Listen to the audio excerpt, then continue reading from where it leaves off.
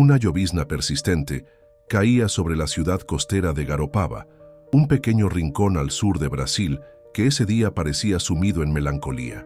Las calles mojadas reflejaban las luces tenues de los faroles y el aire salino que venía del mar se mezclaba con el aroma a tierra mojada.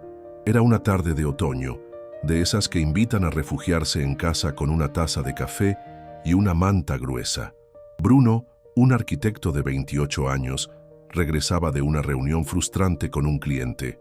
Su cabello oscuro y algo desordenado goteaba por la lluvia, pero no parecía notarlo. Caminaba con la mirada perdida, cargando una mochila empapada y el peso de sus propias dudas. Aunque tenía talento y un ojo estético envidiable, la competencia era feroz y él todavía no encontraba su lugar.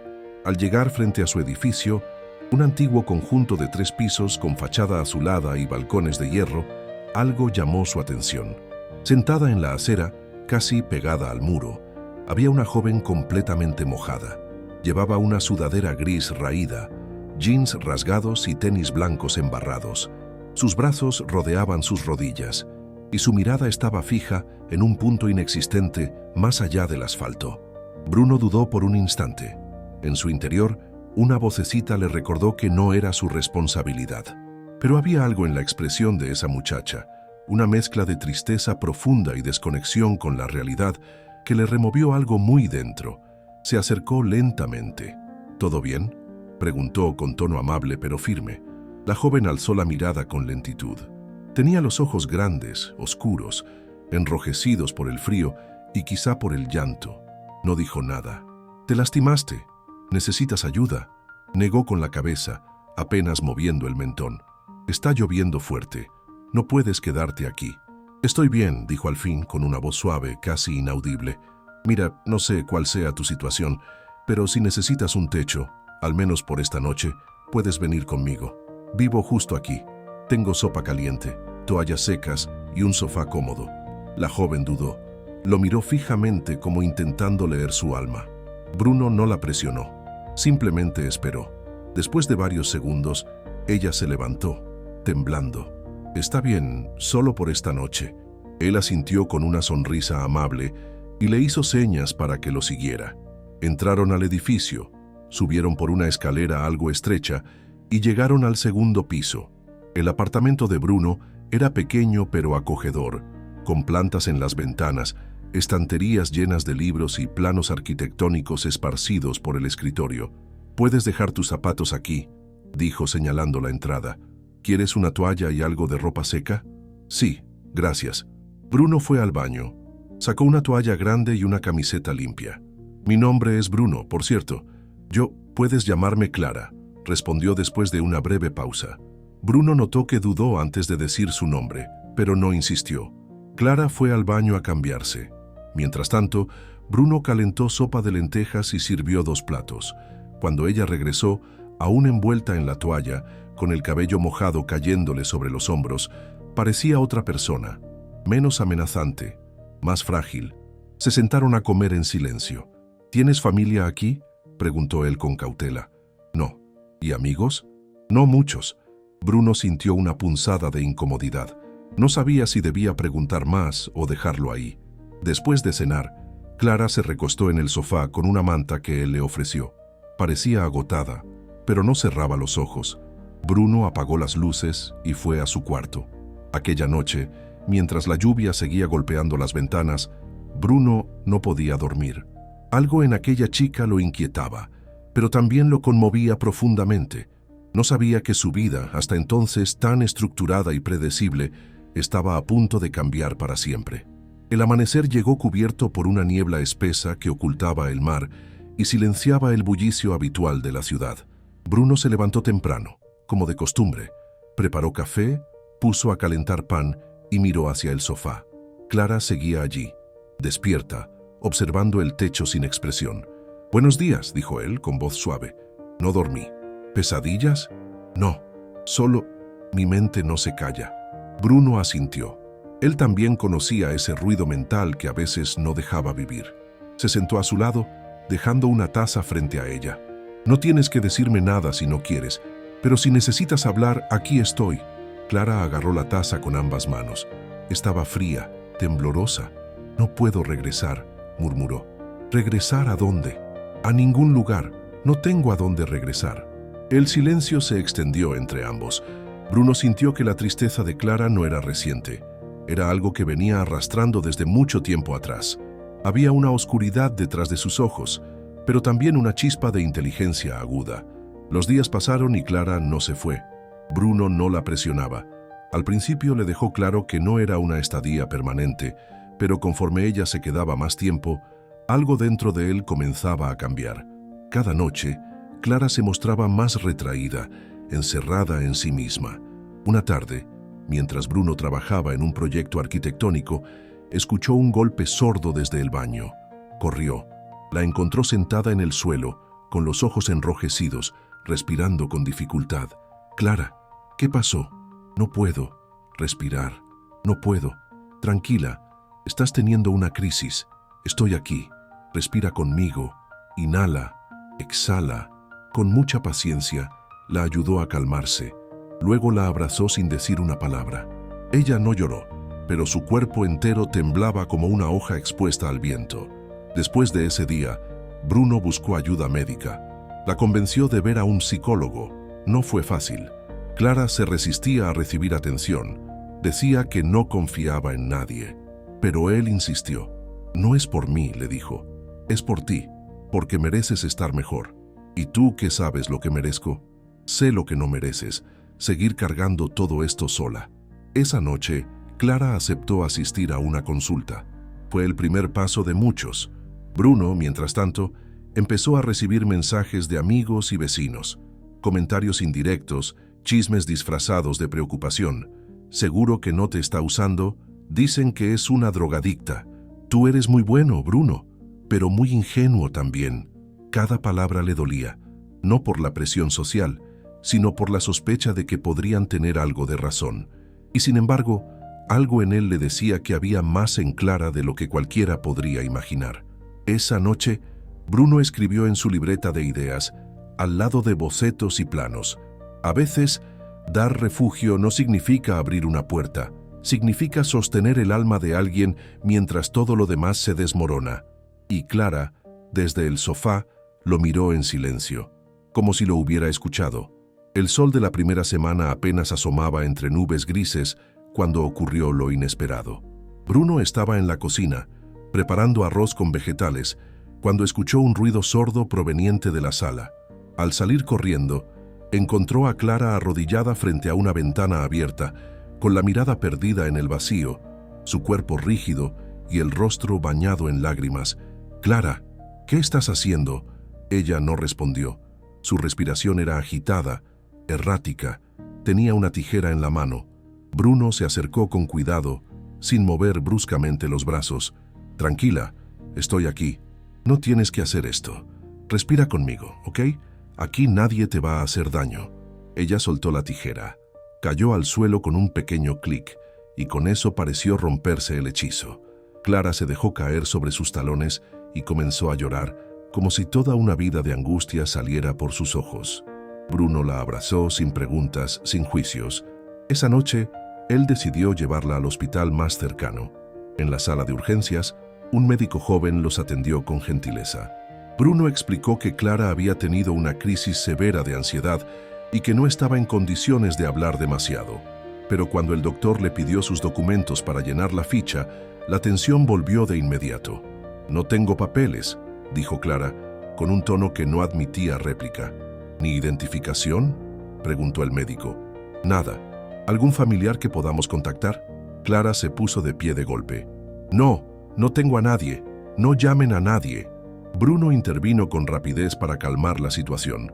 El médico, visiblemente incómodo, asintió y llenó la ficha con datos básicos, pero se notaba que no le agradaba la falta de información. Clara accedió a quedarse solo bajo la condición de que Bruno no la dejara sola. Más tarde, mientras ella dormía con ayuda de un sedante leve, Bruno conversó en voz baja con una enfermera. «¿Estás segura de que no tiene ningún registro?», preguntó. «Nada. Ningún número de identificación, huellas, nada. Es como si no existiera». Bruno salió del hospital con el corazón oprimido. Empezaban a formarse las primeras grietas en la historia de Clara, pero aún no sabía si debía mirar a través de ellas o ayudarla a taparlas. Durante las semanas siguientes, Clara comenzó una rutina irregular. Algunos días se quedaba en silencio por horas, otros hablaba con cierta lucidez. Incluso soltaba frases que llamaban la atención de Bruno. Una de esas frases fue lo que despertó su primera gran sospecha. Estaban viendo una película antigua, en blanco y negro, cuando Clara murmuró: «Truffaut tenía una forma muy íntima de filmar la tristeza». Bruno parpadeó. «¿Truffaut? ¿El cineasta francés?» «Sí, me gustan los 400 golpes. Tiene una honestidad brutal. ¿Cómo sabes de él?» «Pensé que no habías tenido acceso a educación formal». Clara desvió la mirada. «Una vez encontré un libro sobre cine en una biblioteca pública. Lo leí muchas veces». No dijo más, pero eso no fue lo único. Días después, mientras Bruno escuchaba música brasileña clásica en su laptop, Clara se puso a cantar en voz baja, en francés. «¿Sabes francés?», preguntó él, incrédulo. «Un poco». «¿Y también hablas inglés? ¿Algo? ¿Por qué?» Bruno no insistió, pero ya no podía ignorar los contrastes. Clara decía ser una persona sin pasado, sin educación, sin familia, y sin embargo hablaba como alguien que había tenido acceso a un mundo muy distinto. Un día, mientras ella dormía profundamente tras una sesión de terapia agotadora, Bruno decidió limpiar la sala. Levantó una manta que ella usaba como almohada y notó algo extraño en el forro del cojín. Metió la mano y sacó lo que parecía ser una pequeña cartera negra, sin nombre. La abrió con discreción y ahí lo vio. Una tarjeta de crédito premium, con un diseño metálico elegante y una sola inicial grabada, BA. Bruno sintió un vuelco en el estómago. No era una tarjeta común, era de esas que solo se otorgan con invitación a clientes ultra exclusivos. ¿Qué hacía eso escondido en el sofá de alguien que decía no tener ni documentos? Cuando Clara despertó, Bruno la confrontó, sin agresividad pero con seriedad. «Encontré esto entre tus cosas», dijo, colocando la tarjeta sobre la mesa. Ella palideció. «¿Dónde la encontraste?» «En el cojín». «¿Es tuya?» «No, yo la encontré en la calle hace tiempo. Solo la guardé por si necesitaba dinero para emergencias. Pero nunca la usé, lo juro». Bruno no respondió de inmediato. Su mirada hablaba más que 1000 preguntas. «Clara, ¿quién eres realmente?» «Ya te dije, alguien que quiere desaparecer». «Eso no es una respuesta. Es la única que te puedo dar por ahora». El silencio volvió a caer entre ellos como una nube espesa. Bruno quiso confiar.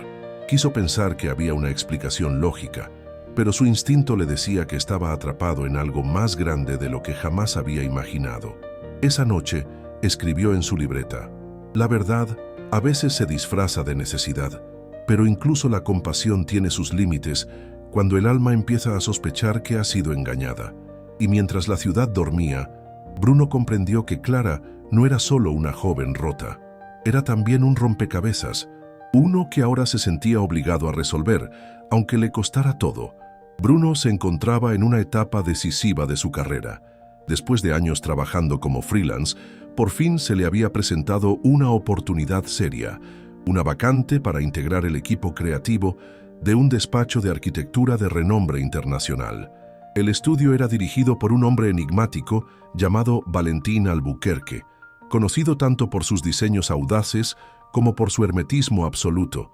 Los rumores sobre él eran muchos: que había perdido a su esposa en un accidente aéreo, que había donado millones en silencio a comunidades empobrecidas y, más recientemente, que su única hija había desaparecido misteriosamente hacía unos meses. A pesar del escándalo mediático inicial, el caso fue cubierto con tanto cuidado que pocas personas sabían los detalles. De hecho, la prensa local había dejado de hablar del asunto de forma repentina. Bruno, ajeno a los rumores hasta entonces, solo conocía al arquitecto por su obra. Fue su mentor espiritual, por decirlo de alguna forma. Había pasado horas estudiando sus proyectos, inspirándose en sus trazos orgánicos y sus fachadas de vidrio curvado. Ahora tenía la posibilidad de trabajar a su lado, siempre y cuando pasara una rigurosa selección. La entrevista estaba programada para el viernes. Mientras preparaba su portafolio, Clara lo observaba desde la mesa de comedor con una taza de té en las manos. ¿Te vas a reunir con él en persona?, preguntó sin levantar la vista. Eso parece, aunque no es seguro. Casi nunca aparece, pero dicen que si llegas a conocerlo cara a cara, es porque estás muy cerca de entrar a su círculo. Clara se quedó en silencio. Luego preguntó algo inesperado. ¿Cómo se llama? Valentín Albuquerque. Clara apretó la taza con más fuerza de lo normal. Bruno lo notó. ¿Lo conoces? No, solo he oído el nombre antes. ¿Dónde? No lo recuerdo. Bruno sintió que algo no encajaba.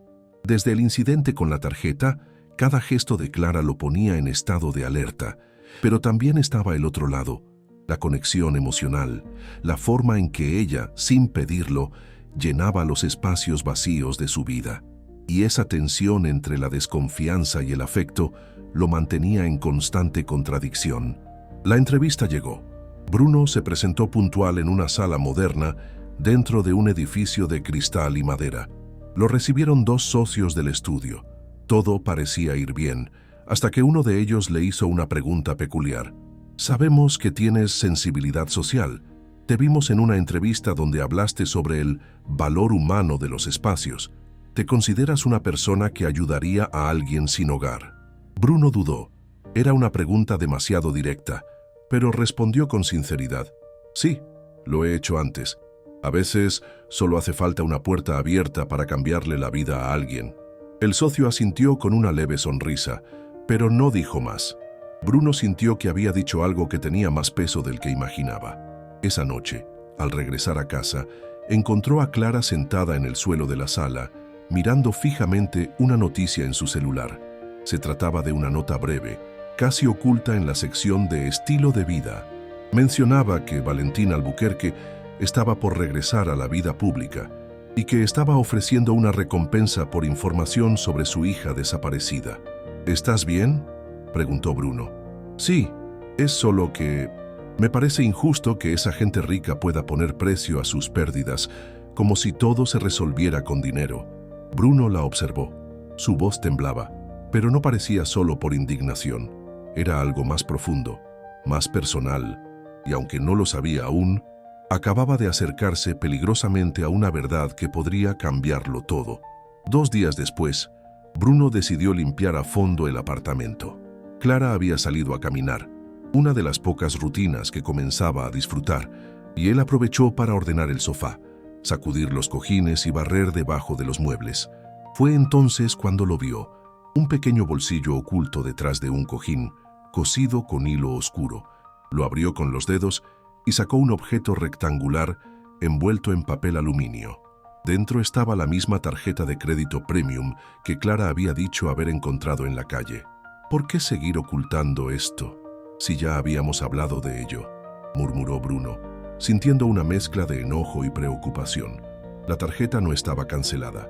Bruno anotó el número de serie y, con algo de temor, buscó en internet alguna pista. No tardó en encontrar un foro financiero donde se discutían ese tipo de tarjetas. Una de ellas, con el mismo código inicial, estaba vinculada a una cuenta corporativa perteneciente a Albuquerque Holdings. Bruno sintió cómo la sangre se le helaba. Era posible. En ese momento, algo hizo clic en su mente. Recordó cómo Clara había reaccionado al nombre de Valentín. Recordó su francés fluido, su conocimiento de cine clásico, su aversión a los hospitales. Y ahora, esta tarjeta. Tomó el celular. Buscó imágenes del caso de la hija desaparecida. No había muchas, pero encontró una vieja foto publicada en un sitio francés. La imagen estaba algo borrosa, pero mostraba a una joven de cabello largo, con un vestido blanco de encaje y ojos oscuros. Bruno comparó la foto con la imagen mental de Clara. Se parecía muchísimo. Fue a buscar más artículos, pero todos los enlaces relacionados con el caso aparecían como página no disponible. Lo intentó desde otro navegador, desde una red privada. Todo daba error. Solo quedaba esa imagen perdida, como si alguien se hubiera encargado de borrar todo rastro. Bruno se recostó en el sofá, sintiendo que el corazón le latía en la garganta. Cuando Clara regresó, él la esperaba en silencio. Ella dejó sus cosas, notando el ambiente tenso. ¿Pasó algo? Clara, necesito saber la verdad. Toda. Ya no puedo seguir con piezas sueltas. Encontré la tarjeta otra vez. Busqué el número y vi una foto. Una foto tuya. Clara se quedó inmóvil. El silencio se volvió insoportable. ¿Eres la hija desaparecida de Valentín Albuquerque? Ella bajó la mirada. Sus ojos comenzaron a llenarse de lágrimas. No puedo hablar de eso, Bruno. ¿Por qué no? Porque si hablo mal lo pongo en peligro. ¿A quién? A mi papá. Y con esa frase, el castillo de naipes cayó. Bruno supo en ese momento que estaba metido en algo que no era solo un acto de caridad, sino una historia enredada en poder, miedo y secretos. Y, sin saber por qué, no quería salir de ella. Durante días, Bruno no podía pensar en otra cosa. La revelación de Clara, aunque incompleta, le había cambiado por completo la perspectiva. Ahora sabía, o al menos intuía con fuerza, que esa chica que recogió de la calle no era una desconocida sin pasado, sino la hija perdida de uno de los empresarios más poderosos y enigmáticos del país. Clara, por su parte, se cerró como una flor bajo el frío. Ya no hablaba de su historia, apenas comía, dormía poco, se limitaba a vagar por el departamento, a veces mirando por la ventana como si esperara que algo o alguien viniera a buscarla. Bruno, aún confundido, decidió no presionarla, pero no se quedó quieto. Una noche, mientras navegaba por la red con métodos más discretos, foros privados, artículos en caché, sitios en francés, encontró una publicación que lo sacudió por completo. Una entrevista antigua con un antiguo colaborador de Valentín, donde hablaban brevemente de su hija Victoria Albuquerque. En la entrevista, el hombre mencionaba que ella era extremadamente talentosa, multilingüe, apasionada por el cine europeo y la literatura clásica, pero también decía que, en los últimos años, había empezado a cuestionar las operaciones internas de la empresa, particularmente las decisiones del consejo administrativo. Luego, el periodista añadía una frase casi perdida entre líneas. Meses después, Victoria desapareció repentinamente durante un viaje a Florianópolis, sin dejar rastro. Bruno se quedó en silencio por varios minutos. No cabía duda. Clara no solo era Victoria, también había huido por una razón, y esa razón no era simplemente rebeldía. Entonces notó algo aún más inquietante.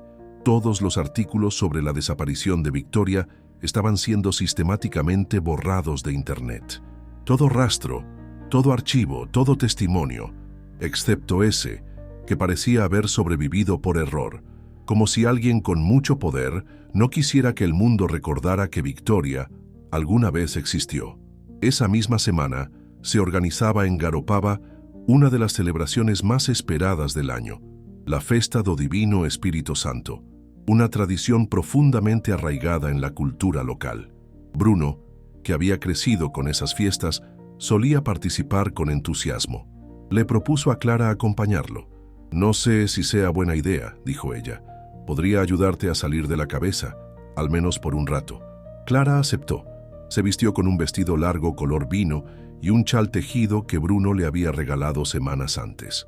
Cuando llegaron al centro de la ciudad, las calles estaban adornadas con cintas rojas y blancas, banderas colgaban de los balcones y una procesión de tambores y acordeones recorría las calles empedradas. Al ver la escena, Clara se detuvo en seco. «¿Estás bien?», preguntó Bruno. Ella no respondió. Sus ojos estaban llenos de lágrimas. No de tristeza, sino de reconocimiento. «Yo recuerdo esto», susurró. «Estas canciones, esta comida. ¿Has estado en una fiesta así antes?». Clara asintió como si le doliera aceptarlo. «Cuando era niña. Mi niñera era de aquí. Me llevaba a escondidas. Me enseñaba a cocinar canjica y me contaba historias sobre el Divino Espíritu Santo». «¿Tu niñera?». «Sí, se llamaba Joana. La única persona que me trató como si no fuera invisible». Bruno sintió un nudo en la garganta. Esa conexión no podía ser inventada. Clara, o Victoria, conocía cada aroma, cada canción, cada historia, y eso trajo consigo otra verdad. Ella había perdido mucho más que una familia. Había perdido su identidad. Esa noche, mientras compartían una porción de bolo de milio sentados frente a la iglesia principal, Clara dijo algo en voz baja, casi como una confesión. No soy solo una chica perdida, Bruno. Soy un rompecabezas desarmado y tengo miedo de volver a juntar las piezas. Bruno le tomó la mano, sin decir una palabra, porque a veces el silencio es el único lenguaje que el alma puede entender. El día después de la festa do divino trajo consigo una calma engañosa. El cielo estaba despejado, el mar tranquilo, pero dentro del departamento la tensión flotaba como una neblina espesa. Clara, aún conmovida por los recuerdos que la celebración había despertado, comenzó a abrirse poco a poco. En una de sus sesiones de terapia, acompañada por Bruno, se animó a decir en voz alta una parte de su verdad. «No soy quien dije ser», confesó frente a la psicóloga. «No viví en la calle. No vengo de una familia ausente. Escapé». «¿De qué exactamente escapaste?», preguntó la terapeuta con suavidad. «De una prisión de cristal, con sirvientes, escoltas y vigilancia. Escapé de una familia poderosa que me ama. Sí, pero que también me ve como una pieza en su juego». Después de la sesión, Bruno la esperó en la recepción. «Gracias», le dijo Clara. «¿Por qué? Por no soltarme, por seguir creyendo, incluso cuando no te digo todo». Él asintió, aunque aún quedaban muchas preguntas en el aire, pero era un paso. Ese mismo fin de semana, la comunidad local organizó una feijoada comunitaria en la plaza. Bruno fue invitado por los vecinos y, aunque al principio dudó, decidió ir con Clara. Sabía que en Garopaba, todo lo que se hace juntos crea vínculos profundos, y necesitaban uno nuevo, uno que no naciera del dolor, sino de la convivencia. Allí, entre las rendeiras mostrando sus bordados y niños corriendo con globos, Clara volvió a sonreír. Cocinó junto a las señoras mayores, ayudó a servir los platos y hasta bailó un poco con un grupo de turistas argentinos que se unieron a la fiesta. «Estás viva», le dijo Bruno al oído mientras bailaban. «Hace tiempo que no me sentía así», pero la calma duró poco. 2 días después, mientras Bruno leía las noticias de la mañana en su celular, se quedó paralizado. En la portada de todos los periódicos, tanto digitales como impresos, aparecía el rostro de Victoria Albuquerque. La nota decía: «Empresario Valentín Albuquerque duplica la recompensa por información sobre su hija desaparecida. Cualquier dato será protegido y bien remunerado». La búsqueda se intensifica. Bruno sintió cómo su corazón se aceleraba. Clara salió del baño secándose el cabello. Notó su expresión. «¿Qué pasa?». Bruno le mostró la imagen. Ella la miró y palideció. Lo sabía, lo sabía. Tarde o temprano iba a pasar. «¿Qué hacemos?». «Nada. Solo no me entregues, por favor. Aún no estoy lista». Pero cuando Bruno fue a buscar algo en su habitación, escuchó el ruido de la puerta principal cerrarse. Clara se había ido. Sobre la mesa solo dejó un papel doblado con una frase escrita a mano. «Perdón, necesito protegerlo a él y también a ti». Bruno sintió que el mundo se detenía. La buscó por toda la ciudad ese día, por la playa, por la plaza, por los senderos donde solía caminar. Preguntó a vecinos, a vendedores ambulantes, incluso fue al hospital. Nada. Clara había desaparecido de nuevo, pero Bruno ya no era el mismo joven ingenuo de meses atrás. Sabía que no podía rendirse, porque a veces dar abrigo a alguien es el primer paso hacia una tormenta, pero también hacia una verdad que puede salvar más de una vida. Los días después de la desaparición de Clara fueron grises para Bruno. Caminaba por las calles de Garopaba con el rostro tenso, los ojos buscando entre sombras, cada esquina convertida en una posible pista. Se sentía como un náufrago en tierra firme. Tenía todo alrededor, pero le faltaba el aire. La casa estaba vacía. El sofá seguía con la manta doblada igual que ella la dejaba, y su taza favorita, la azul con grietas en el esmalte, seguía sobre la repisa, como un testigo silente de su ausencia. Pero una semana después, una llamada lo despertó en medio de la madrugada. «Bruno, soy yo». Su voz. «Clara, ¿dónde estás? ¿Estás bien? No puedo decirte dónde, pero estoy a salvo. Clara, necesito saber por qué te fuiste así». Hubo silencio del otro lado. Luego, una exhalación larga, porque decirte toda la verdad era poner en riesgo todo lo que tenemos, y porque aún no sé si confías en mí o en la imagen que te hiciste de mí. Yo confío en ti, pero necesito saber quién eres. Lo harás, pronto, pero te pido algo. No le digas a nadie que hablamos. Nadie puede saberlo, Bruno. Nadie. Y colgó. Bruno no volvió a dormir esa noche, pero había algo distinto en su mirada al amanecer.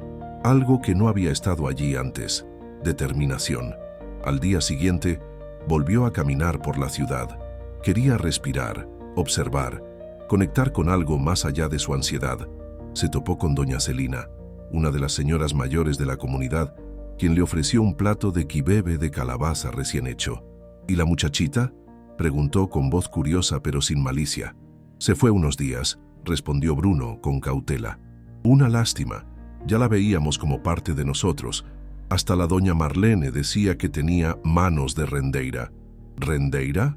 Sí, muchacho, las que hacen encaje.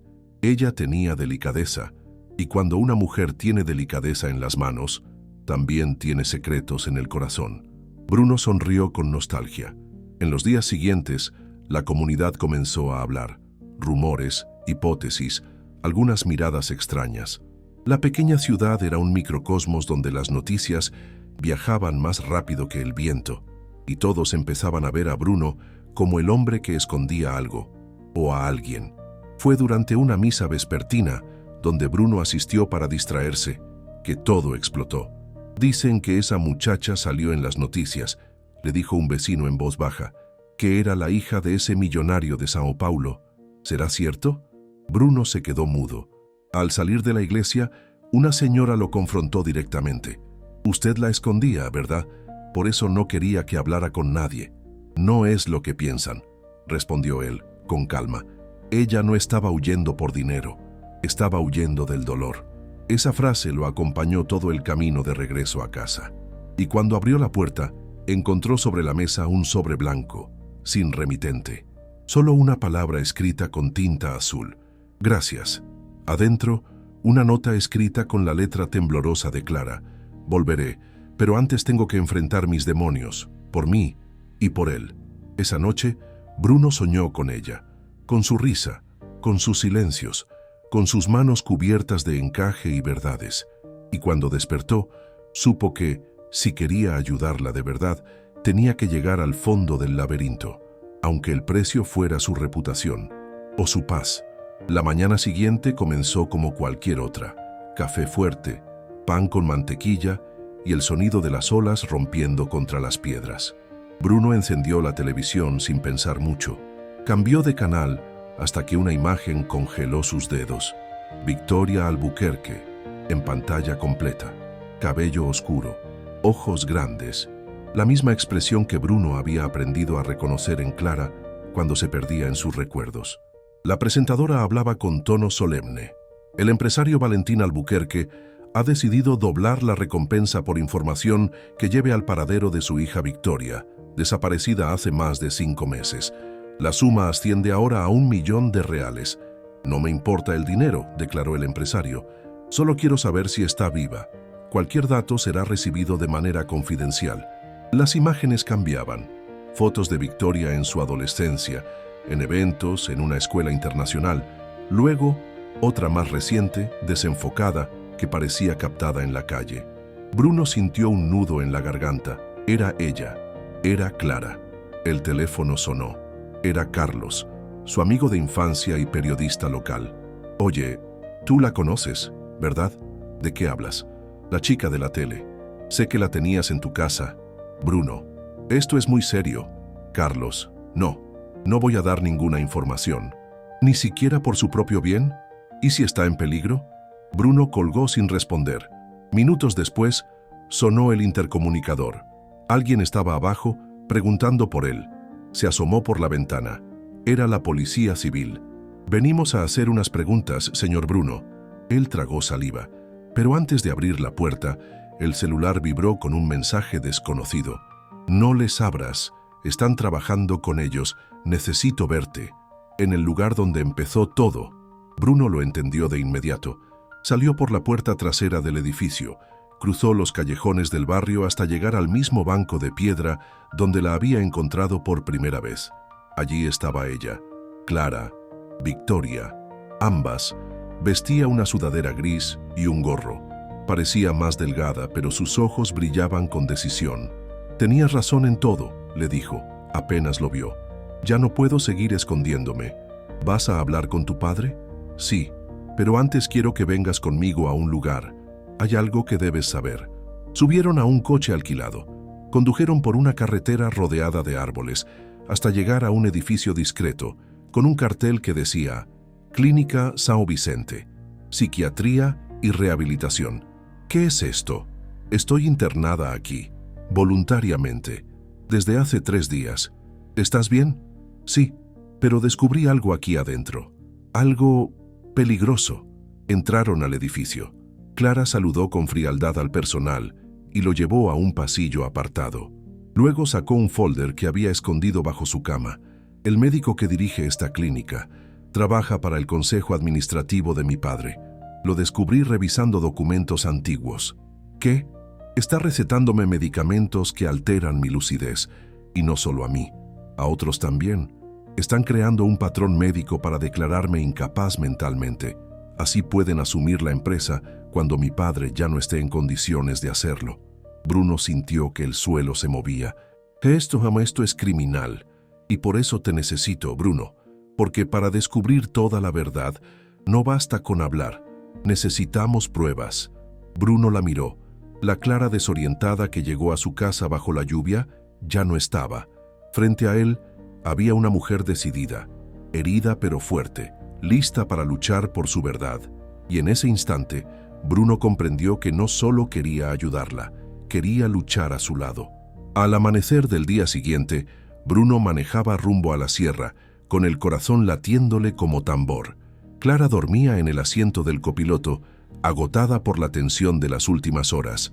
Llevaban el folder con los documentos que probaban que el director de la clínica estaba coludido con miembros del Consejo de Albuquerque Holdings, manipulando informes médicos para declarar a Clara, Victoria, como mentalmente inestable. La misión estaba clara: entregar la verdad en las manos de quien aún podía actuar, su padre. Llegaron a la mansión a media mañana. El lugar imponía respeto, una construcción blanca de estilo colonial, rodeada de jardines geométricamente perfectos y muros altos custodiados por cámaras de seguridad. En la entrada principal, los recibió un mayordomo elegante de acento europeo. «¿Señor Bruno Ferreira?» «Sí, vine a hablar con el señor Valentín. Es urgente». El mayordomo lo miró con recelo, pero tras revisar una nota en su tableta, los dejó pasar. «Él los espera en la biblioteca». El corazón de Bruno se aceleró aún más. No era por el lujo del lugar, era por la incertidumbre. ¿Cómo iba a reaccionar ese hombre al ver a su hija desaparecida, transformada y temblorosa? La biblioteca era majestuosa. Techos altos, vitrales que dejaban entrar la luz como si fueran pinceladas divinas. Estanterías de madera oscura llenas de libros en varios idiomas. Sentado en un sillón de cuero, un hombre delgado, de cabello blanco perfectamente peinado y mirada profunda, los observaba en silencio. «Valentín Albuquerque». «Victoria», susurró, como si no pudiera creer lo que veía. Clara dio un paso al frente, sin soltar la mano de Bruno. «Papá». El silencio duró una eternidad. Entonces Valentín se puso de pie, con movimientos lentos, como si cargar su propio cuerpo fuera difícil. Sus ojos estaban húmedos. No habló. Solo abrió los brazos y ella se lanzó hacia él. El abrazo fue largo, quebrado, lleno de sollozos contenidos durante meses. Bruno se quedó a un lado, sin moverse. «Pensé que estabas muerta», dijo Valentín finalmente, con voz rasposa. «Estuve perdida, pero volví, y no vine sola». Victoria le entregó el folder. «Necesitas ver esto». Valentín leyó en silencio. Su rostro cambió. Primero, incredulidad, luego, ira, y finalmente, una tristeza profunda que pareció robarle años de vida en cuestión de segundos. «Me traicionaron, los que siempre estuvieron cerca, y yo huí porque no sabía cómo decírtelo. Pensé que no me creerías, o peor, que te harías daño al saberlo». Valentín se dejó caer en el sillón, tapó su rostro con las manos. Hace 2 semanas me diagnosticaron demencia de inicio temprano. No tengo mucho tiempo antes de perder el control total de mis decisiones, y ellos lo saben. Por eso intentaron incapacitarme a mí, dijo Victoria, para que nadie más pudiera tomar tu lugar. Valentín levantó la mirada hacia Bruno. ¿Y tú quién eres? Solo alguien que abrió la puerta cuando ella más lo necesitaba y que ahora no puede cerrarla. Valentín asintió. Con gesto lento, se puso de pie y caminó hacia su escritorio. Tendremos que actuar antes de que la Junta se reúna. Yo los convoqué para dentro de 4 días. Si en ese momento tenemos las pruebas suficientes, podremos desarmar todo. Y si intentan silenciarte antes, ya no tengo miedo. Solo quiero limpiar esto mientras aún tengo claridad. Esa noche, Bruno y Clara se quedaron en la mansión. Por primera vez en mucho tiempo, ella durmió en su antigua habitación, un espacio lleno de recuerdos congelados en el tiempo, cuadernos, peluches, fotos enmarcadas. En una de ellas, Bruno la vio sonriente, vestida de blanco, abrazando a su padre frente a una maqueta arquitectónica.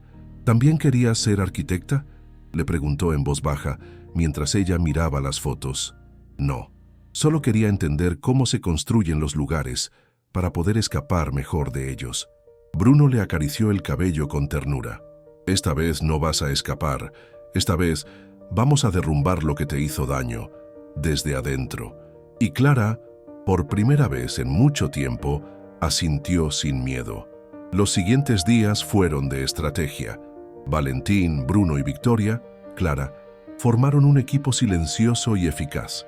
Reunieron más documentos, grabaciones de conversaciones sospechosas, informes cruzados. Bruno contactó discretamente a un exauditor de la empresa, quien confirmaba la existencia de fondos desviados y pagos ilegales.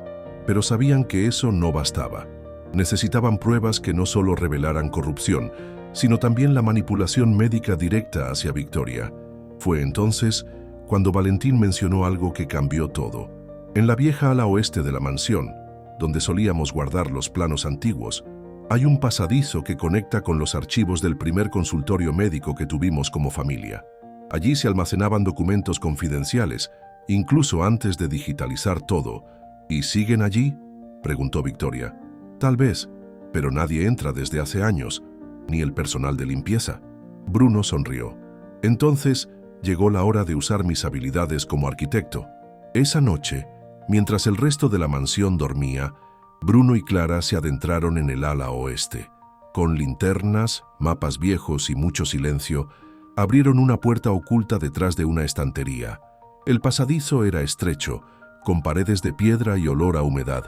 Bajaron por una escalera angosta hasta llegar a una sala olvidada por el tiempo. Había polvo, cajas apiladas y una vieja lámpara colgando del techo. «Aquí debe estar todo», susurró Clara. Buscaron durante más de 1 hora. Finalmente, Bruno encontró un archivador metálico con etiquetas amarillentas. Pacientes confidenciales. Protocolo A13. Adentro había decenas de fichas. Una de ellas tenía el nombre de Victoria, pero lo que contenía los dejó helados. «Estos son registros falsificados», dijo Bruno. «Aquí está. Mira esto». Clara señaló una nota médica. «Diagnóstico inducido por farmacología controlada. Sujeto responde a sedantes con disociación emocional. Recomendación: continuar tratamiento hasta respuesta legal favorable para la junta directiva. Están admitiendo que te drogaban para volverte legalmente incompetente». Exactamente. En ese momento, escucharon un ruido arriba. Pasos, voces. «Rápido», susurró Bruno. «Alguien viene». Tomaron los documentos, apagaron las linternas y retrocedieron por el pasadizo. Al llegar a la sala principal, una sombra los esperaba. Era el doctor Martins, director de la clínica São Vicente. «Vaya, vaya, miren nada más lo que encontré. 2 ratoncitos metiéndose donde no deben». Clara dio un paso al frente. «Ya no me das miedo». Martins sonrió con frialdad. «No deberías estar aquí, Victoria. ¿Sabes que aún estás registrada como paciente activa? Podría llevarte de vuelta ahora mismo». Bruno dio un paso más. Sujetó la linterna con fuerza. «No vas a tocarla, no otra vez». El médico sacó su celular. ¿Y quién crees que te va a detener? Tu firma, dijo una voz detrás de él. Era Valentín. La reconocí en estos documentos y ya contacté a la Policía Federal. Martins palideció. No tienes pruebas. Tengo esto. Levantó el folder con las pruebas. Y tengo a mi hija, lúcida, despierta, viva. Martins intentó huir, pero 2 guardias de seguridad privada, leales a Valentín, lo detuvieron. Esa noche, el juego cambió. Victoria y Bruno, de regreso en la habitación, se sentaron en silencio. Ya no había miedo, solo una sensación nueva, poderosa. Justicia. Lo hiciste, dijo Bruno. Lo hicimos, corrigió ella. ¿Y ahora qué? Victoria lo miró con una expresión tranquila. Ahora reconstruimos. Bruno le tomó la mano. Desde los cimientos. El día de la junta llegó con un cielo cubierto de nubes espesas, como si hasta el clima supiera que algo importante iba a suceder. Dentro del edificio central de Albuquerque Holdings, el ambiente era frío, calculado. Ejecutivos vestidos con trajes oscuros entraban y salían de oficinas como piezas de ajedrez en movimiento. Valentín Albuquerque se sentó en la cabecera de la gran mesa de roble. Aunque su cuerpo ya no era el de antes, temblaba ligeramente y su voz tenía lapsos de fatiga. Su mirada estaba más viva que nunca. A su derecha, Bruno. A su izquierda, Victoria. Vestida con un blazer claro, el cabello recogido y una carpeta en la mano, Victoria parecía una versión madura y resuelta de la joven asustada que una vez se refugió bajo la lluvia frente al departamento de Bruno. Los miembros del consejo comenzaron a acomodarse. Algunos la miraron con sorpresa, otros con incomodidad. El doctor Martins, esposado, no estaba presente, pero su ausencia decía más que 1000 palabras. «Comencemos», dijo Valentín con voz firme. Uno de los consejeros, el más veterano, carraspeó. «Antes que nada, señor presidente, ¿podría explicarnos qué hace su hija aquí?» Hasta donde sabíamos, aún estaba desaparecida. Victoria se puso de pie antes de que su padre hablara. «Estoy aquí porque regresé por decisión propia y porque tengo pruebas de que varios de ustedes han intentado hacerme desaparecer de forma legal». Abrió la carpeta y colocó varias copias de los documentos sobre la mesa. «Estos informes muestran cómo alteraron mis diagnósticos clínicos para declararme incapacitada, con el objetivo de tomar el control de la empresa en cuanto mi padre ya no pudiera hacerlo». «Eso es absurdo», dijo uno de ellos. «No hay forma de comprobar que esos documentos son reales». Bruno se levantó. «Soy arquitecto, sí, pero también soy quien recuperó estos archivos de una zona sellada dentro de la propiedad familiar, junto con ella. Todo esto está respaldado por el exauditor general de la empresa, quien ya entregó su testimonio a la Policía Federal». Otro consejero intentó cambiar de tema. Aún así, el estado de salud del presidente no le permite tomar decisiones plenas. Valentín se puso de pie con esfuerzo. «Puede que mi cuerpo esté decayendo, pero mi mente aún distingue entre traición y lealtad, y lo que han hecho es criminal». Victoria respiró hondo. Era su momento. «No vine solo para desenmascararlos. Vine para proponer una nueva forma de liderazgo, con transparencia, con propósito. Vamos a reestructurar la empresa, a devolverle su función social, y si alguien aquí se opone, tendrá que responder ante la ley». Uno a uno, los consejeros comenzaron a revisar los documentos. Algunos palidecieron, otros se cruzaron de brazos, pero sabían que habían perdido. La evidencia era irrefutable. Días después, la noticia estalló en los medios. Victoria Albuquerque regresa para liderar una revolución ética en el imperio familiar. Caen 3 miembros del consejo por corrupción, conspiración médica y lavado de dinero. El empresario Valentín Albuquerque, visiblemente conmovido, agradece al país por devolverle a su hija. En Garopaba, la comunidad celebró discretamente. Algunos vecinos miraban a Bruno con respeto, otros con asombro. Y doña Celina simplemente le dijo: «Te lo dije, muchacho. Esa niña tenía secretos en el corazón, pero también tenía alas». En la mansión, Bruno y Victoria compartían un desayuno simple en el jardín. Pan de queso, jugo de naranja y silencio cómplice. «¿Y ahora?», preguntó él, mirándola mientras ella acomodaba una flor en un pequeño florero. Ahora empieza lo más difícil, respondió ella. Sanar lo que quedó roto. ¿Y lo nuestro? Victoria lo miró con dulzura. Lo nuestro empezó sin nombre, sin promesas, y eso lo hace más real.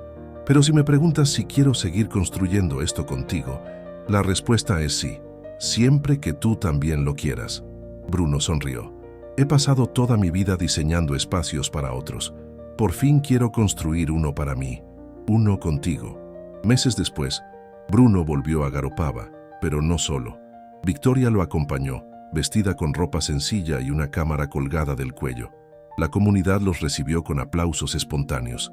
Nadie hablaba del pasado, solo del presente. Bruno se presentó como voluntario en un programa local de diseño de viviendas sociales. Victoria impulsó desde la empresa un fondo para restaurar escuelas públicas en la región. Ambos, de alguna manera, habían encontrado propósito y un hogar en el otro. Una tarde lluviosa, como aquella primera, Bruno escribió en su cuaderno: a veces, el verdadero refugio no es un techo, es una mirada, una mano extendida, una historia que decide no rendirse. Cerró el cuaderno, lo guardó en su mochila y fue a buscarla. La encontró donde siempre, sentada frente al mar, respirando profundo. Se sentó junto a ella y sin necesidad de palabras, supieron que, después de todo, el abrigo improbable se había convertido en un hogar eterno.